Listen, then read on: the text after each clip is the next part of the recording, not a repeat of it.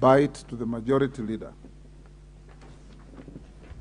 Thank you, Honorable Speaker, and I rise to support this report of the Budget and Appropriations Committee on the budget policy statement for the financial year 2023-2024 and the medium term. And Honorable Speaker, as the Chair and the Seconder did note, there's nothing much to say on this because first, this is a very important process, as we said yesterday, as we debated the debt management strategy, that this now forms the basis of the annual estimates for the next financial year.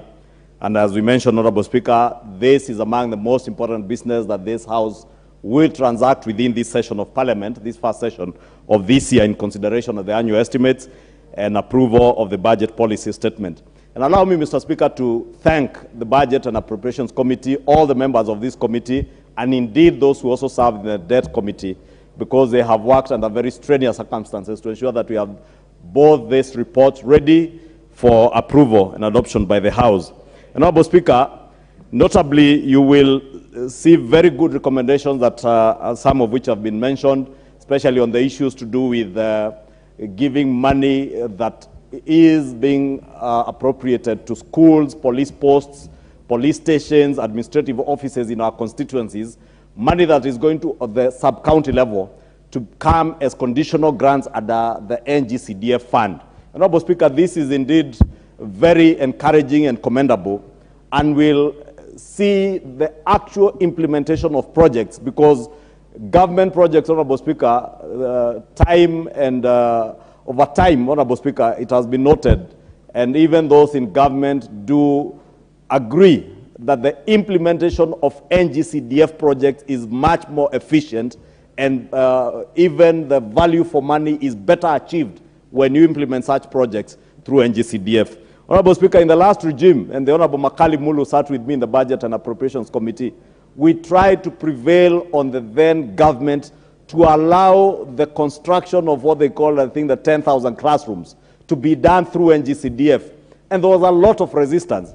And these projects dot all our constituencies in our schools. Some at 30%, others 60%, most, the best probably is at about 80–85% completion. Most of them are not complete.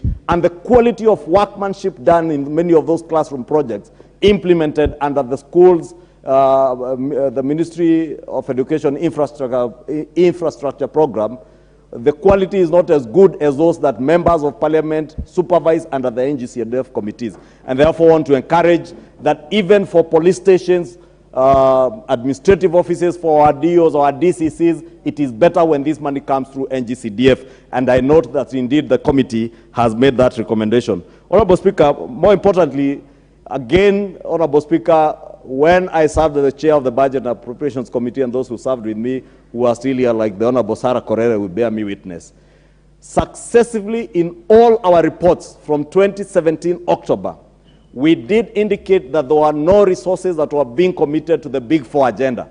And that is how the Big Four agenda, Mr. Speaker, came to die a natural, slow, but painful death to the people of Kenya. I am glad that the Kenya Kwanza administration under President William Ruto is not just about talk.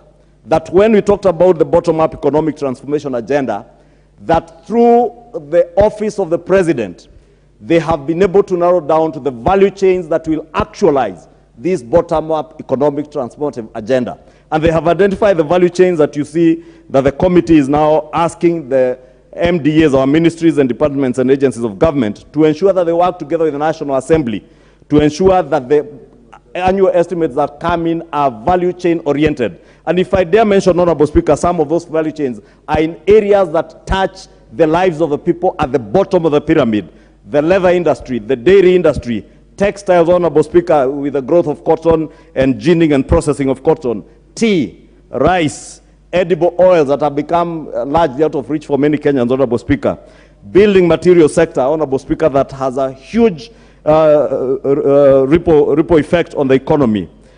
And also mining, and I did see the CS mining talking about support for mining at the very local level, so that those people you see every now and then being buried in Nyanza, in parts of Western, in mines that people work in that are not safe, can be supported. And of course, the blue economy, that we go to support many of our people that work around our lakes.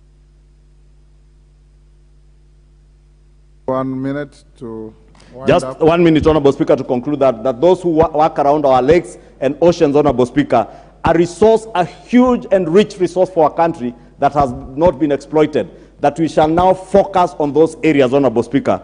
And I want to support, Honorable Speaker, and urge the House to support this report and indeed be keen as we engage with our MDAs during the annual estimates later this next month, the month of April, towards the end, and May. We ensure that indeed the National Treasury and MDAs abide to this resolution to ensure that our estimates are oriented to those value chains. Honorable Speaker, as I speak to our colleagues, to also encourage the people back in our yards to now identify projects within the annual estimates that will also be beneficial to their areas and also be beneficial to those who are keen on business.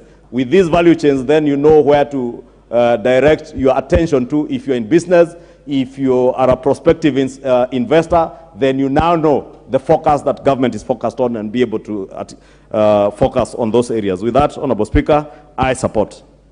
Rachel Nyamai, Kitui South.